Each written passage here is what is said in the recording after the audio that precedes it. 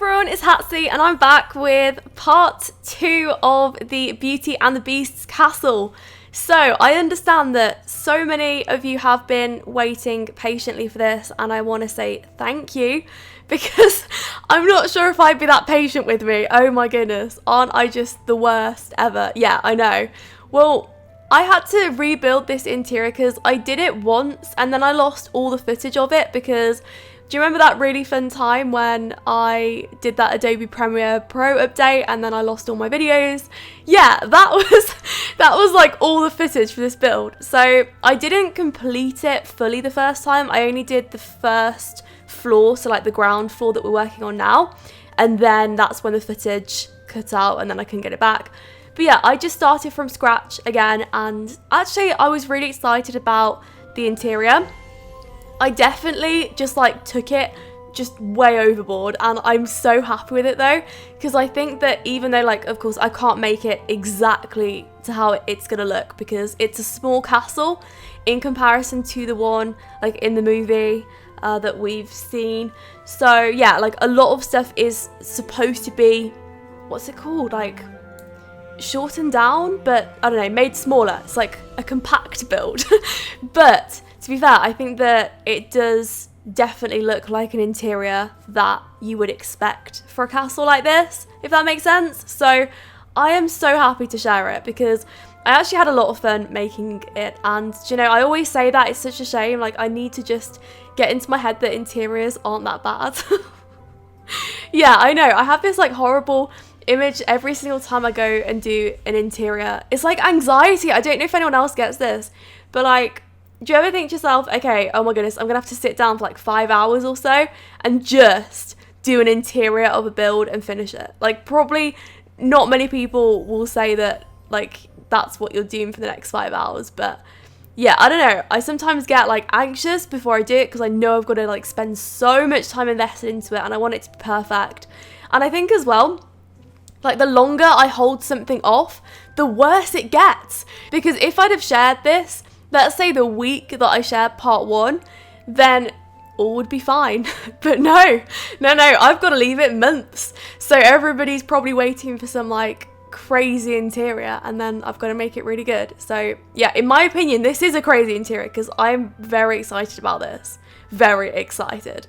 So yeah, anyway, I had to do some work on the exterior just quickly because what happened was it was registering the hallway as outdoors, which just absolutely sucked, and I wanted to make sure that it was an indoor build because of course it's an indoor build, and I like the dark effect as well that you get with having an indoor interior. So there aren't many lights in this build, I don't think anyway. Like I really did scrimp out on the lights as my grandma would say. Yeah, she says scrimp and it makes me laugh because you really hardly ever hear that word anymore. Another thing as well, if you don't like big hallways or big rooms, then it's probably not going to be the build for you. I wanted to make it really grand, and there are a lot of places in the build that I purposefully left empty, and that is honestly because that's how I'd imagine this castle. You know, it's supposed to be dark, gloomy, and yeah, it needs some TLC. So I'm really happy with it. Like, I'm happy with the hallway. I think that I couldn't have done it any differently, and if I had have done it differently, well, like including a smaller staircase or something, it just wouldn't have looked as good.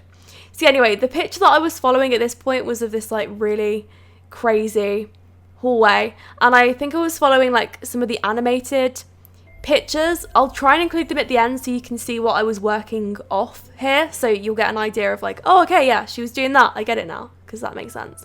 Apart from that though, I did work on the upper hallway, so this part, before I went downstairs and did some other stuff. But yeah, it's pretty good.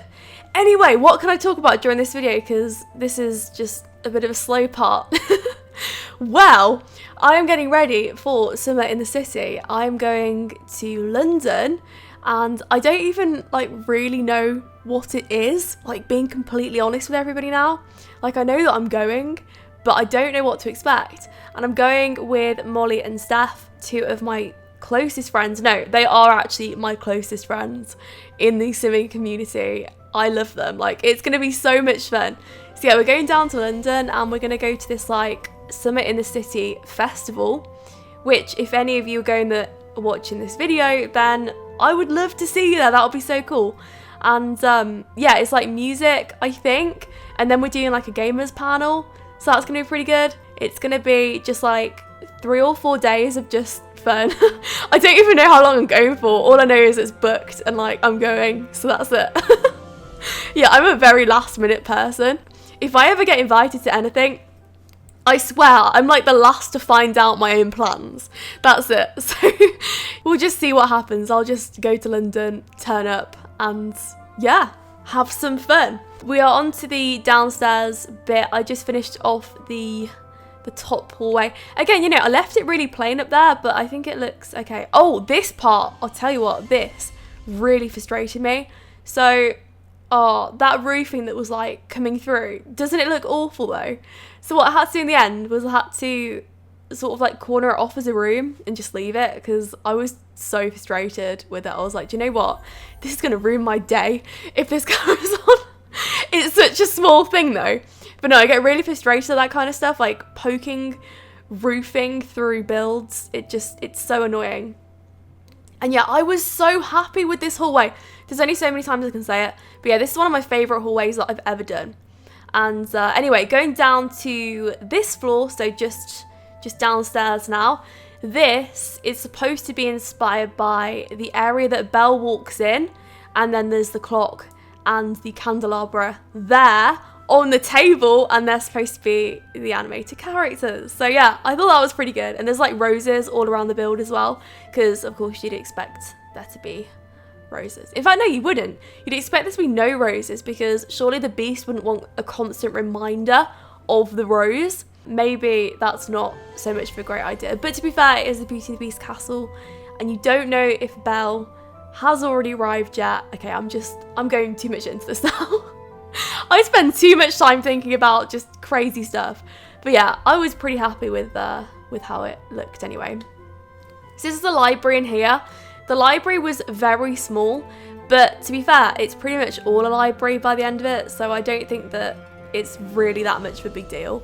But yeah, this was supposed to be inspired by the really grand library that Belle uses in the movie. So what I did is I went up a floor afterwards, so just after this part, I went up and I deleted some of the second floor, so you've got like a proper overhang. It looks pretty good. You'll see what I mean in a bit. I'm going to be splitting the interior into 2 different parts, but part 3 will be coming out straight after this video. In fact, that will be the next video shared on the channel.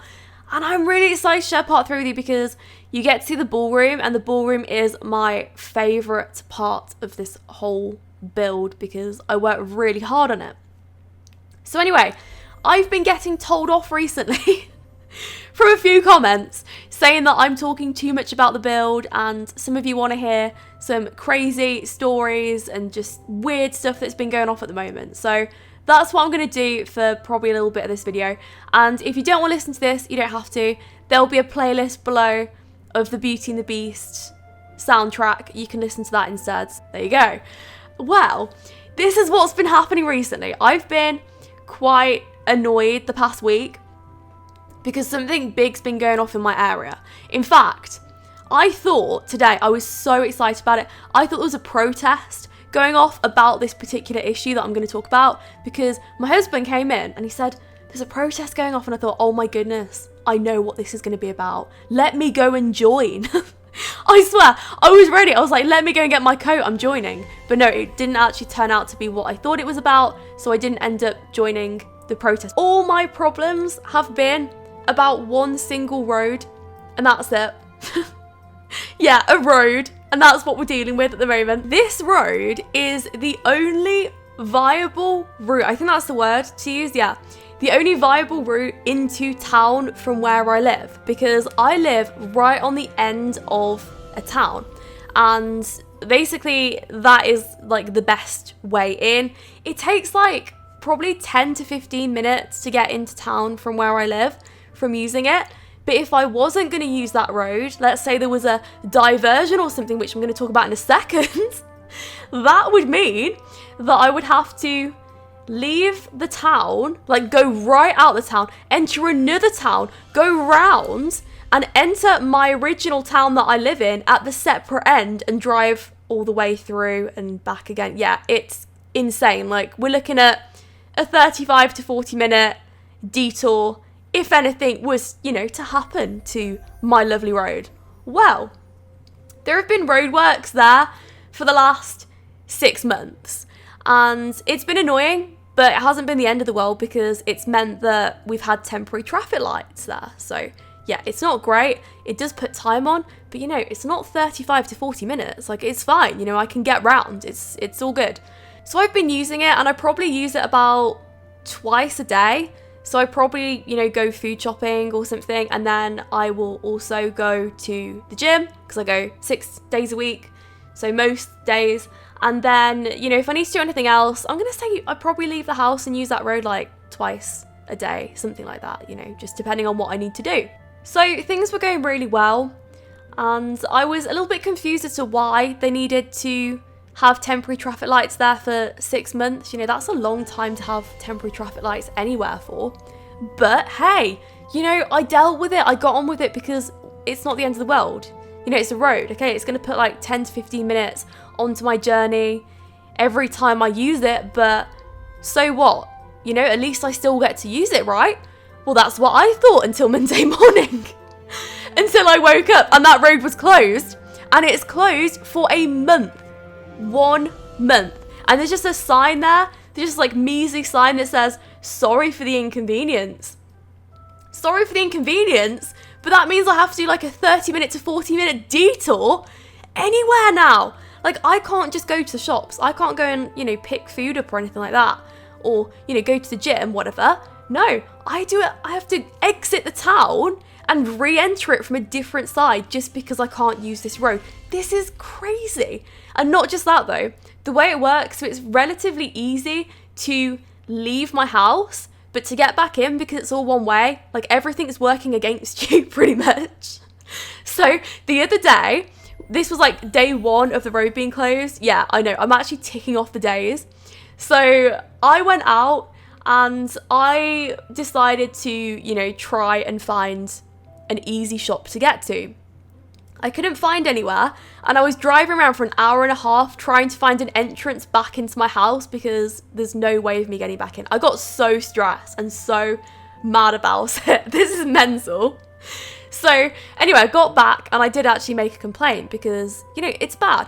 And I understand that roads have to be closed and it is inconvenient and it's really bad. But I think a month, that's a bit long, especially for a main road, and also because so many people need to use that road every single day. This is bad. Like, this is really bad. To factor in someone like my husband, he's got to go to work, and that's going to put so much time on his journey to work now. Like, so much time.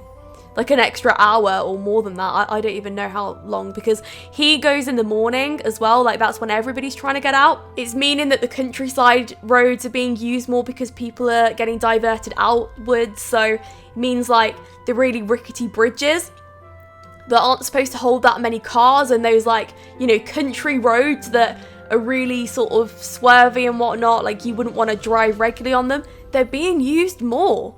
So it's really bad. Like, this is really bad. Anyway, so I've started walking everywhere because I did make a complaint. I made a formal complaint, but they weren't listening to me. They never do. But isn't it just like me to go make a formal complaint about something like this though? I was so mad. So I just rang up and I was like, do you know what? This is not on. I make 2 trips a day and I need this road. Like, you don't understand how important it is to me. And he was just like, the man on the phone, he was just like, yeah, I really can't do anything. Sorry for the inconvenience. That's all I can say to you. And I honestly just felt like saying, do you know what? I suppose, what if I went and just like dug a massive hole up outside your house and just said sorry for the inconvenience? Is that the kind of mentality that these people are living behind? I don't know. Anyway, I'm like very over dramatizing this situation. However, it's very bad. All the man told me on the phone was that it's closed because they're chopping down trees. Great. They're chopping down trees and they're taking a month to do it. So I've started walking everywhere now. And, bear in mind, walking is a massive thing already in my lifestyle. Whenever I can walk, I do. absolutely. But it's just insane. You know, if I want to go to the shops now, I have got to factor in that it's going to be, you know, a very long journey there and back, because it's about half an hour walking to the nearest shops, and then I've got to carry the food back with me. So it's a big deal. I mean, I even found myself, you know, thinking, do I or don't I buy grapefruits today? Because I'm going to have to carry them back. Yeah, I know. Not the biggest of deals, but it's something that has sort of came up recently, which has just changed the way that I do things. So for the next month, I have given up driving. I am walking absolutely everywhere. It's killing me because, you know, I'm doing at the moment, 30 to 40 minute walk there and back to the gym. And then, you know, I'll go shopping later and stuff like that. It's a lot. It really is. But, you know, it seems like a lot just because some random people want to cut down some trees and they're taking a month to do it. It's too much, you know? So that's the rant. I know it's a really weird one, but it's something that, yeah, is definitely a burden for me at the moment. But I think it's something that, it's a bigger deal when you're dealing with something like this. I think that, you know, if I was listening to someone go on about this, would it come off as a big deal to me? Maybe not. I don't know. Like, I'm not sure. But that's really it. Just finishing off the hallway though. So I think that's pretty much where we end part 2. And then part 3 is going to be decorating the massive ballroom, which I am so happy about. Can't wait to show you it. And some other stuff as well. The upstairs bedrooms, I'm really looking forward to those. Anyway, thank you so much for watching this part. I really hope you stick around for the next one, and I'll speak to you all then.